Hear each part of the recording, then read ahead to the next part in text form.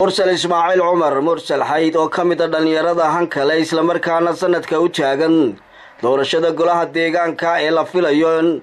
sanadka soo socda laga qabto Somaliland ayaa marumaanta la hadlayay telefishinka Sam News TV waxa uu dhaliilay qaabka xukuumadda Somaliland oo la macaamisho gobolka Gabiley gaar ahaan degmada Arabsiyo oo farta ku fiiqay labadii doorasho ee xisbiga kulmiye isbedelay aan degmadaasi waxa la wacay xukuumaddu ka qabatay aan jirin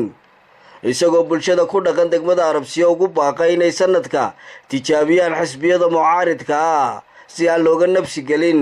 maadaama xisbi xaakimkii talada Somaliland hayay ee kulmiyeedna halkan fursadan ka faa'iideysto waan soo dhaweeyay maxay ahayd go'aanka ka soo baxay komishanka doorashooyinka ee lagu mudeeyay muddada lagu qaban doono doorashooyinka golaha deegaanka iyo baarlamaanka 9 bilood runtii waan soo dhaweynayaa in badan baa la sugayay waan u baahnayn in la mudeeyo muddada golaha deegaanka iyo baarlamaanka la qabanayo waan soo dhaweynaynaa laakiin waxaan soo jeedin lahayn in la dardar geliyo oo hawsha la bilaabo oo hawluhu say u kala horeeyaan imikaba la bilaabo laguna xisaabtamo oo la sameeyo maxay ahayd diiwaangelintii dadka ya hawlaha intii ka harsanayd si aanay mar dambe dib inooga dhicin fursadda waan ka faa'iideysanayaa baaqana waxaan soo jeedinayaa xisbiyada in iyaguna hawsha ay bilaabaan oo hawlahooda ka dhinaay waxaan soo maray dhakhtarka magaalada Arabsiyo dhakhtarkaas oo in badan magaalada u hanweyneed oo baaneed in loo dhiso dhakhtarkii waa la dhisay ilaahay ka abaal mariyo waxa dhisay ganacsada baxsane uga mahadnaqayno laakiin dhinacii dawladda may helin dhakhtarku wixii u baahnaa qalabayn buu dhakhtarku u baahan yahay in shaqaalihiisii loo fuliyo oo shaqaalihii lagu soo qoro oo hawsha intii ka dhinayd loo qabto ayaa loo baahnaa tii may dhicin dawladdu waxaan ku dhaleecinayaa waliba gaar ahaan wasaaradda caafimaadka inay wax ka qaban weyday inay maxay ahayd baahiyaha caafimaadka Arabsi ka taagan wax ka qabato wallahi wax magaalada iska bedelay runtii ma jiro يعني maamul isbedelay mooyaane laakiin wax qabado isbedelay ma jiro baahiyii way taagan yihiin wasaaradii beeruhu ma shaqeynayso magaaladii waxa ku habsaday ayax halkii la doonayay in gurmad u fidiso wasaaradda beeruhu waxa la waxay ka qabatay ma jirto ayax baa dadkii beerihii dhameeyay halkii caafimaadkii ma jiro dhakhtarkii uu haawanaya waxa la wax dhex yaala iyo waxa la wax loo qorsheeyay ma jiro dhinac kasta marka magaalada ka eegto wadooyinka way soo xirmeen meelaha qaar garanwaa iyo xashiish iyo waxba xiray waxaana dee looga fadhiyaa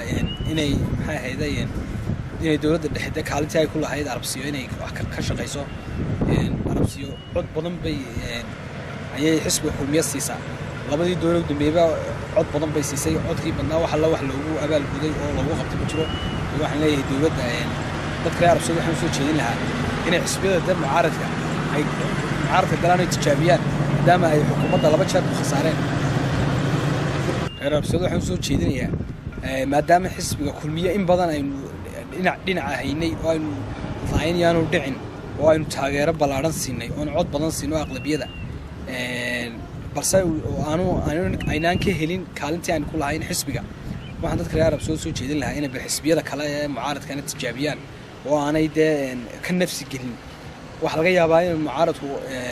ay wanaagsanadaan xisbiga kulmiye oo wax qabad badan ay ka helaan Muuse Xuseen Xasan Sam News TV gobolka Gabiley BC shirkadda Telesom waxay macaamiisheeda dalka dibaddiisa joogta ugu bushaaraynaysaa in iyagoo gurigooga jooga lacag u diri karaan eheladooda iyo asxaabtooda abka BC waxaad si fudud lacag ugu diri kartaa adigoo gurigaaga jooga loo diruhuna wuxuu ku helayaa saad ama accountkiisa Daarasalaam Bank haddaba si aad u isticmaasho abka BC waxaad kala soo degi kartaa moobilkaaga BC si fudud lacag ugu dir adigoo gurigaaga jooga BC